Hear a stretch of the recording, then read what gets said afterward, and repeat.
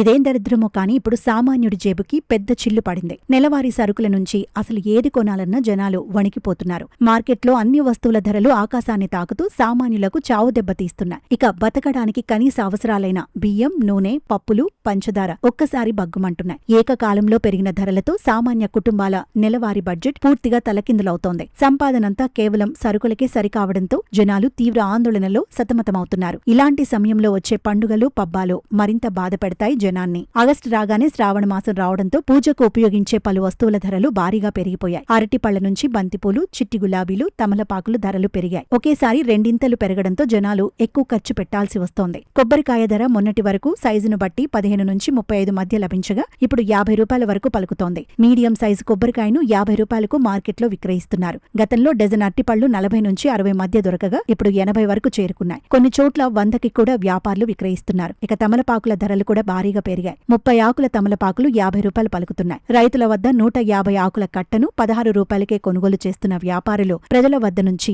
ఒక్కో తమలపాకుకు ₹1 వసూలు చేస్తున్నారు. కొన్ని ప్రాంతాల్లో 30 ఆకులకు 50 రూపాయల చొప్పున చెల్లించాల్సి వస్తోంది. ఆ తర్వాత చిట్టి గులాబీలు, చామంతులు, బంతిపూల ధరలు కూడా పెరిగాయి. చిట్టి గులాబీలు గతంలో 200 లోపే ఉండగా ఇప్పుడు 400 వరకు పలుకుతున్నాయి. ఇక చామంతులు గతంలో 150 ఉండగా ఇప్పుడు 350కి విక్రయిస్తున్నారు. బంతిపూల విషయానికొస్తే గతంలో 30గా ఉండగా ఇప్పుడు 70కి చేరుకున్నాయి. ఇలా పూజల కోసం ఉపయోగించే సామాగ్రి ధరలు భారీగా పెరిగాయి. తెలుగు రాష్ట్రాల్లో ఎల్నినో ప్రభావంతో వర్షాలు సరిగా పడటం లేదు. దీంతో పూల సాగు కూడా తగ్గిపోయింది. కాల్వలు, బోర్ల కింద కొంతమంది పండిస్తున్నారు. డిమాండ్ ఎక్కువగా ఉండగా సరఫరా తక్కువగా ఉండటంతో ధరలు పెరుగుతున్నాయి. శ్రావణ మాసం పూర్తయ్యేంత వరకు ధరలు తగ్గే అవకాశం లేదని వ్యాపారులు చెబుతున్నారు. మరింతగా పెరుగుతాయి తప్ప తగ్గే ఛాన్స్ లేదని చెబుతున్నారు. మొత్తానికి ఈ పవిత్ర మాసం జనానికి భారంగా మారిపోయింది. ఈ సీజన్లో అసలు పూలు, కొబ్బరికాయ ఇవన్నీ కొనే దమ్ముందా అని వారిని వారే ప్రశ్నించుకుంటున్నారు.